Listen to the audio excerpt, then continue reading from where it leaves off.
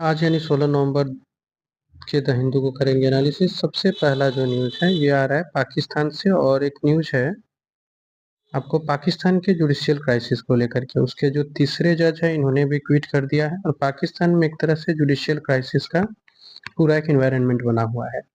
Reason है ये कि 27वां अमेंडमेंट जो है ये इस पे प्रश्न उठा है। पाकिस्तान ने 27वां अमेंडमेंट किया है अपने कॉन्स्टिट्यूशन में, और इस अमेंडमेंट के तहत इन्होंने जो सुप्रीम कोर्ट की शक्तियाँ है उसको कम करने का प्रयास किया है। जैसे कि अब वहाँ जो सिविल और क्रिमिनल केसेस हैं, इसके लिए जो शक्तियाँ मिली हुई है सुप्रीम कोर्ट को, पहले की जो शक्तियाँ है उसको कम करने का प्रयास किया गया है। साथ ही साथ इस अमेंडमेंट के तहत असीम मुनीर जो है वो 2030 तक के लिए आपको ऑफिस में रहेंगे। जस्टिस शाह ने इसे ग्रेव असॉल्ट कहा है, मीन्स जो सर्वोच्च न्यायालय का इंसल्ट के रूप में इसे देखा गया, और इन्होंने इस आधार पे रेजिग्नेशन दिया है। अगला जो न्यूज़ है ये है आपको रियर डॉल्फिन से जुड़ा हुआ। डॉल्फिन फिशर किनशिप को लेकर के एक आर्टिकल है। अष्टमुडी झील में इस तरह का एक संबंध पाया जाता है, डॉल्फिन और जो मछुआरे होते हैं उनके बीच के संबंध को, इसी के ऊपर एक स्टडी की जाएगी। शॉर्ट में देखते हैं क्या ये संबंध होता है। पहला फैक्ट तो ये है कि अष्टमुडी झील जो है ये कहाँ स्थित है, तो ये है केरल में। और यहाँ जो एक संबंध होता है डॉल्फिन का और आप फिशरमैन के बीच, वो संबंध क्या होता है। केरला में है अष्टमुडी झील। मछुआरे जो होते हैं ये इंडो पैसिफिक में यहाँ डॉल्फिन्स पाए जाते हैं, और इनकी मदद से ये लोग मछलियाँ पकड़ते हैं। होता कैसे, सबसे पहले तो डॉल्फिन जो है वो मछलियों को छिछले पानी की तरफ लेके आती है। वहां से जब वो उनको धक्का देके छिछले पानी की तरफ भेजती है, तो वो अपने टेल को, पूंछ को ऊपर की ओर करके रोल करके एक इशारा करती है फिशरमैन की तरफ कि मछलियां जो है वो तट पे आ गई है। मछुआरे इसके बाद इसे बहुत आसानी से और तुरंत पकड़ पाते हैं, क्योंकि जो तट के पास रहता है वहां वो अपना नेट डालते हैं और अ, मछली को आसानी से पकड़ लेते हैं। ये उनके लिए एक म्यूचुअल बेनिफिट सिस्टम का निर्माण करता है।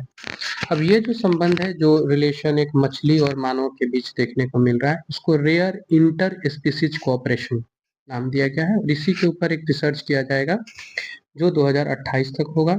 ओरेगांव स्टेट यूनिवर्सिटी है आपको फेडरल डा सेंटा कैटरीना ऑस्ट्रेलिया में, ये इसको रिसर्च, इसके ऊपर रिसर्च करेगी, और इसके साथ यूनिवर्सिटी ऑफ केरला भी रहेगी साथ में। इंडो पैसिफिक हम्पबैक डॉल्फिन, ये जो डॉल्फिन होता है इसका एक जो वैज्ञानिक नाम है वो सोसा प्लम्बिया है। ये कोस्टल डॉल्फिन स्पीसीज है जो कि इंडियन ओशियन में पाई जाती है, वेस्टर्न पैसिफिक और इंडियन ओशियन के तरफ।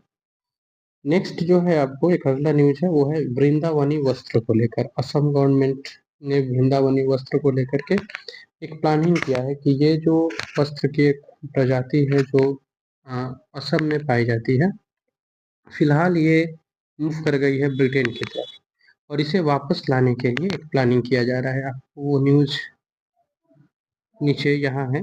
असम के सीएम ने एक इंक डील किया है ब्रिटिश म्यूजियम के साथ वृंदावनी वस्त्र को लेकर।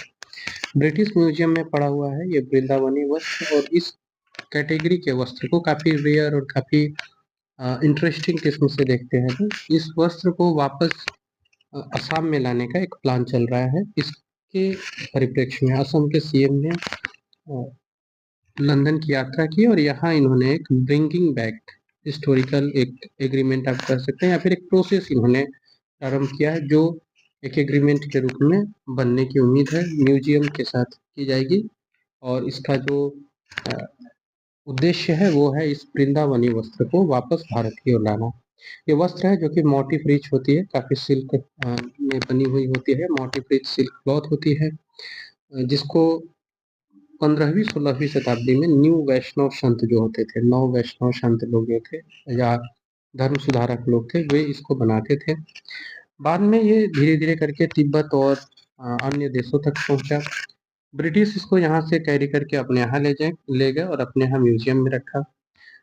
असम के चीफ मिनिस्टर ने इसको लेकर के अप्रोच किया है कि असम के कल्चरल का ये एक इनवैल्यूएबल पार्ट है जो इनको मिलना चाहिए, और असम इसको लेकर के एक प्लान ये भी कर रहा है कि इसका एक म्यूजियम या फिर एग्जीबिशन टाइप का सा बनाया जाए, और ये नेसेसरी भी है, अगर इसे वापस लाना है तो ये एक शर्त भी रखा गया है। अगला है आप लोगों को वेस्ट बंगाल के ट्राइबल लैंग्वेज से जुड़ा एक न्यूज़ है, जिसमें वेस्ट बंगाल के जो इंडेंजर्ड लैंग्वेजेज है इसको बचाने को लेकर के एक आर्टिकल है। लोढ़ा और टोटा ये ट्राइबल कम्युनिटी है कोलकाता का, इसने एक पिटिशंस दायर किया है अपने जो विलुप्त हो रहे हैं भाषा है इसको बचाने के लिए। ये प्रोग्राम जो है यूनिवर्सिटी ऑफ कोलकाता में लीड किया गया, यहाँ पे आयोजित हुआ और लोधा और टोटो कम्युनिटी ने अपने 2 लैंग्वेज जो लोधा और टोटो है इस लैंग्वेज को बचाने के लिए वेस्ट बंगाल की तरफ से सेंट्रल को रिक्वेस्ट भेजा है। इसमें लगभग 40 पार्टिसिपेंट्स है बोथ कम्युनिटीज़ के, दोनों ही कम्युनिटी के, और इन लोगों ने आईसीसीएसआर और ईस्टर्न रीजनल सेंटर इनके सपोर्ट से इस पूरे प्रोसेस को कंप्लीट करना चाहते हैं। 50 बंगाली लैंग्वेज पार्टिसिपेंट्स भी इसमें ज्वाइन करेंगे और आपको मेन जो आपको एग्जाम के दृष्टि से याद रखना है वो याद रखना है लोधा और टोडो ये ट्राइबल लैंग्वेज है वेस्ट बंगाल।